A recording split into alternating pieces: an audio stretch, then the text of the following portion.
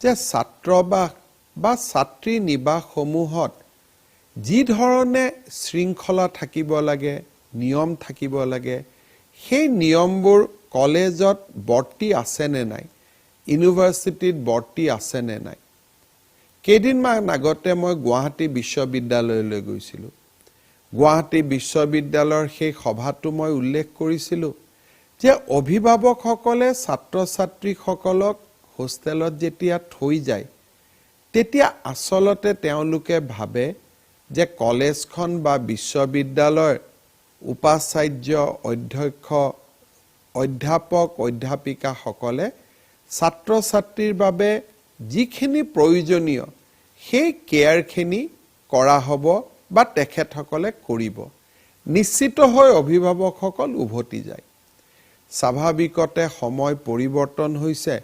আমাৰ অধ্যাপক অধ্যাপিকাসকলেও আজিকালি ছাত্ৰ ছাত্ৰীসকলক কঠোৰ নিয়ন্ত্ৰণৰ ওপৰত বিশ্বাস নকৰে। লাহে লাহে হোষ্টেলৰ নিয়ম নীতিবোৰ শিথিল হৈছে। ঘূৰি অহাৰ টাইম, ওলাই যোৱাৰ টাইম নোহোৱা হৈছে। আৰু হোষ্টেলবিলাকত ডাঙৰ এটা সমস্যা হৈছে যে একাংশ হোষ্টেলত একাংশ ছাত্ৰ ছাত্ৰীয়ে পঢ়া শুনা শেষ কৰাৰ পিছতো তেওঁলোকে হোষ্টেলটোতে থাকে, হোষ্টেলটোৰ পৰা আঁতৰি যাব নোখোজে। তেওঁলোকক আমি কিছুমানে ছুপাৰ বৰ্ডাৰ বুলি কওঁ, কিছুমানে প্ৰাক্তন ছাত্ৰ বুলি কওঁ, কিছুমানে ছিনিয়ৰ বুলি কওঁ। আৰু স্বাভাৱিকতে তেওঁলোকৰ উপস্থিতিয়েও হোষ্টেলটোৰ পঢ়া শুনাৰ পৰিৱেশ বিনষ্ট কৰে। এই গোটেই ঘটনাটোক লৈ মই অত্যন্ত চিন্তিত। ডিব্ৰুগড় বিশ্ববিদ্যালয়ৰ প্ৰাক্তন উপাচাৰ্য ডক্টৰ অলকেশ বৰগোহাঁইক অধ্যক্ষ হিচাপে লৈ কমিটি এখন অসম চৰকাৰে নিৰ্মাণ কৰি দিছে।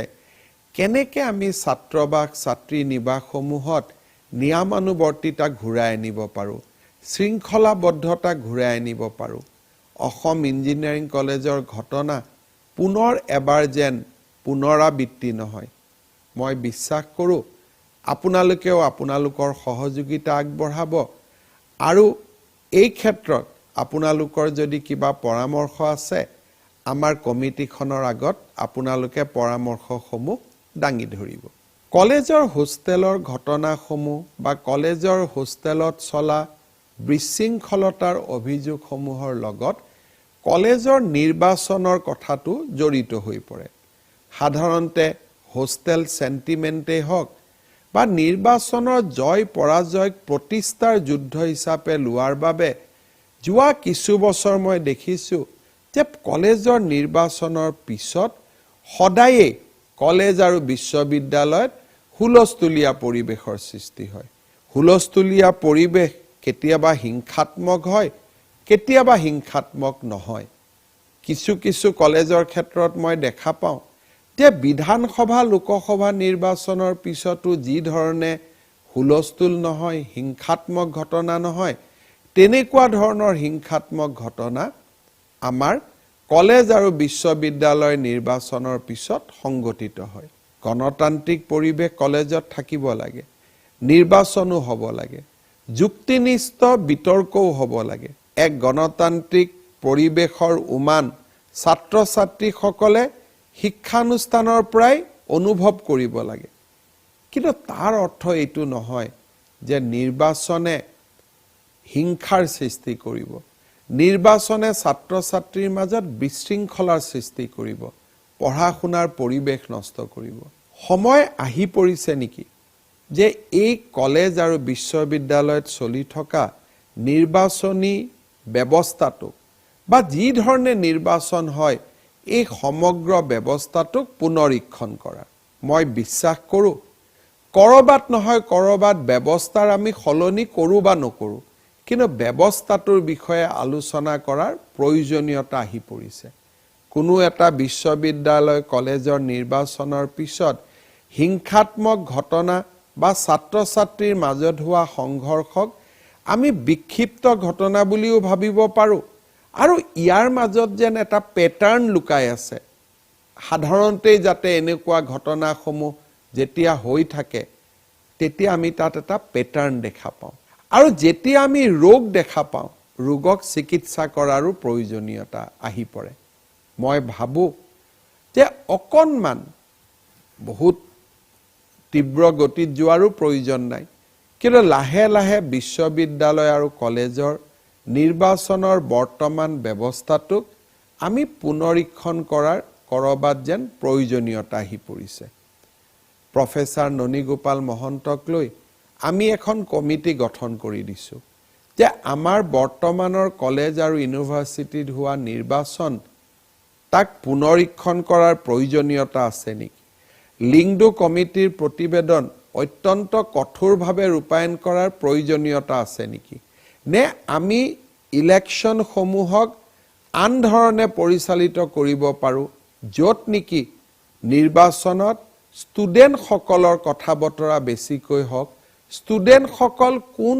দল বা সংগঠনৰ সাপোৰ্টত নিৰ্বাচন জিকিছে তাৰ কথা বতৰা কমকৈ হওক অৰ্থাৎ ই যেন মহাবিদ্যালয় আৰু বিশ্ববিদ্যালয়ৰ ভিতৰৰ এটা ব্যৱস্থা হওক বাহিৰৰ শক্তিৰ প্ৰভাৱবিলাক সীমিত হৈ পৰক প্ৰয়োজনীয়তা আছে নেকি এনে ধৰণে চিন্তা কৰাৰ এই কথাসমূহ ভাবিয়েই আমি এই সমিতিখন গঠন কৰি দিছো মই ভাবো আপোনালোকেও তাত আপোনালোকৰ মতামত আগবঢ়াব পাৰে কাৰণ চৰকাৰে সকলো নিৰ্ণয় ল'ব হেতু এটা কথা কিন্তু চৰকাৰে নিৰ্ণয় লোৱাৰ পৰিৱৰ্তে যদি জনসাধাৰণেই সিদ্ধান্ত লয় তেতিয়াহলে তাতকৈ সুন্দৰ কথা গণতন্ত্ৰত আৰু কি হ'ব পাৰে মই বিশ্বাস কৰিম যে আমাৰ ৰাইজে বিশেষকৈ শিক্ষা বৌদ্ধিক সমাজখনৰ লগত জড়িত ৰাইজে আমাৰ এই ক্ষেত্ৰত সুস্থিৰ পৰামৰ্শ দিব পাৰে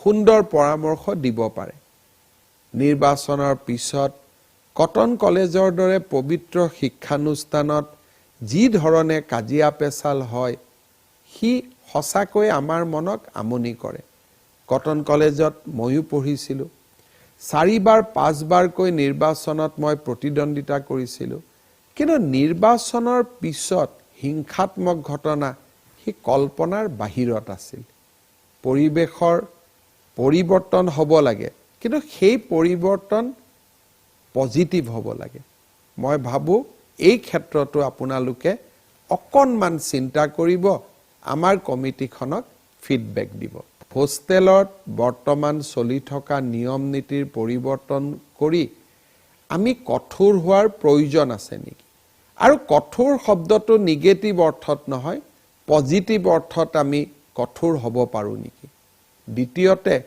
কলেজৰ নিৰ্বাচনসমূহৰ বৰ্তমান প্ৰক্ৰিয়াটো আমি পুনৰীক্ষণ কৰিব পাৰো নেকি বা পুনৰীক্ষণ কৰাৰ প্ৰয়োজনীয়তা আহি পৰিছে নেকি হোষ্টেলত যেতিয়া আমি ছাত্ৰ ছাত্ৰী বা আমাৰ ল'ৰা ছোৱালীক থৈ আহো হয় অধ্যাপক অধ্যাপিকাৰ ওপৰত আমি আশা কৰো যে তেওঁলোকে আমাৰ ল'ৰা ছোৱালীক চাব কিন্তু তাতেই পিতৃ মাতৃৰ দায়িত্ব শেষ হৈ যায় নেকি মই কেইদিনমান আগতে মাজুলীৰ এখন সভাত কৈছো যে পিতৃ মাতৃ আৰু সন্তানৰ সম্পৰ্ক এনেকুৱা নহয় যে আমি আমাৰ সন্তানক কাৰোবাৰ দায়িত্বত গতাই দিব পাৰো কাৰণ আন কোনোবাই মোৰ ল'ৰা ছোৱালীৰ যিমান ভালকৈ চেষ্টা নলক কিয় পিতৃ মাতৃৰ মৰম আৰু পিতৃ মাতৃৰ লগত এৰাব নোৱাৰা সম্পৰ্ক কেতিয়াও ৰিপ্লেস কৰিব নোৱাৰে